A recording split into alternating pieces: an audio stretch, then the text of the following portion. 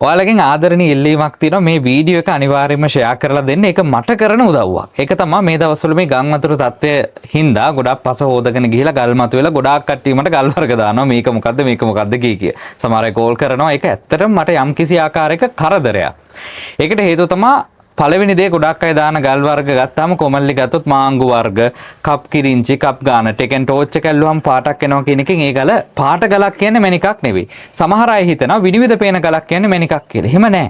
මොකද හේතුව අපි ගත්තොත් පළඟු විනිවිද පේනවා. පළඟු කියන්නේ එක්තරා විදිහක මණිකක්. නමුත් ඒක ලොකු වටිනාකමක් නැහැ.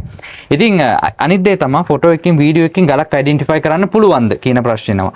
ඇත්තටම නිර්වද්‍යතාව මම නම් හිතන්නේ 60 65ක් වගේ තියෙන්නේ. ඉතින් ඔයාට ඒක මට විතරක් නෙමෙයි ප්‍රොෆෙසර් ගුබ්ලියන්ට දැම්ම ප්‍රොෆෙසර් මන්සූර්ට දැම්මත් ওই කතාව තමයි අහන්න වෙන්නේ. මොකද මම දවසක් ප්‍රොෆෙසර් මන්සූර්ට ඇත්තටම වීඩියෝ එකක් දාලා ගලක් ගැන එයා මට කියූප එකත් එක්ක එයා කිව්වා මට මේක අයිඩෙන්ටිෆයි කරන්න බෑ 100%ක් කියලා.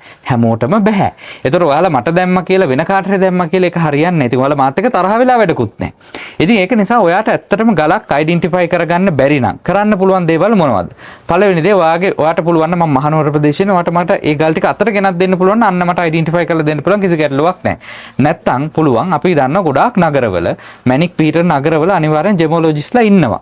අපි ගත්තොත් උදාහරණයකට මහනුවර ඉන්නවා, බදුල්ලේ ඉන්නවා, බදුල්ලේ ඉරිදට එනවා, උන් ඉරිදට එනවා ඔතොරිටි එකේ බස් එක, කොළඹ ඉන්නවා, රත්නපුර ඉන්නවා, මාතලේ ඉන්නවා, කුරුණෑගල ඉන්නවා. ඉතින් ජෙමෝලොජිස් කෙනෙක් ළඟට ගිහිල්ලා ඔයාට මේ ගල චෙක් කරගන්න පුළුවන්. මහ ගාණක් යන්නේ නැහැ.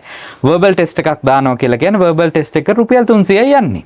ඉතින් ඒක ලොකු ගාණක් නෙවෙයි නවට ගල අයිඩෙන්ටිෆයි කරලා හරියටම කන්ෆර්ම් කරගන්න පුළුවන්. ඒතකොට මේ report එකත් එක්ක මට කතා කරොත් මේ ගල වටිනවද නැද්ද කියලා ඔන්න කියන්න පුළුවන්. මොකද ඒවා නැතුව මුකුත්ම නැතුව ඔයා ගලක් එහෙම කිව්වා කියලා බෑ. සමහර හොඳට මනසට ගන්න. අනිත් එක ඔයා අපි හිතමුකෝ මැනික් සම්බන්ධව ඉන්ට්‍රස්ට් වෙලා ඉන්නවා. ඔයා මැනික් ගල් එකතු කරනවා. ඉතින් එහෙනම් ඔයාට knowledge එක ඕනේ. knowledge එක කියන්නේ මේ YouTube එකේ තියෙන මම වීඩියෝ ටිකක් එකතු කරලා ඔයාට knowledge එක ගන්න බෑ. ඔයා ක්‍රමානුකූලව පිළිවෙලකට මේ knowledge එක එකතු කරගන්න ඕනේ. ඉතින් ඉස්සර ගත්තොත් අපි පාඨමාලා පටන් ගන්න කලින් ගත්තොත් එහෙම මැනික් කෝස් එක දවස් 5ක හැක මැනික් කෝස් එක ලක්ෂයයි 2යි. හැබැයි දැන් මොකද වෙලා තියෙන්නේ? අපේ පාඨමාලාවත් එක්ක අපේ පාඨමාල රුපියල් 7500 හැබැයි ලක්ෂ ගාණක් වටින කරුණු ඒක ඇතුලේ කතා කරනවා.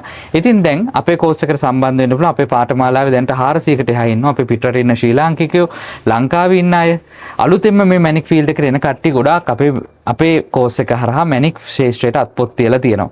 ඒත් එක්කම දැන් වෙනකොට අපේ පාඨමාලාවේ තියෙන ප්‍රසිද්ධියත් එක්ක ගොඩාක් කෝසස් වල මුල අඩු වෙලා තියෙනවා. ෆිසිකල් විතරයි මැනික් ඉගෙන ගන්න පුළුවන් කියපු කට්ටිය දැන් එයාලත් ඔන්ලයින් පන්ති පටන් ගන්න අරන් තියෙනවා.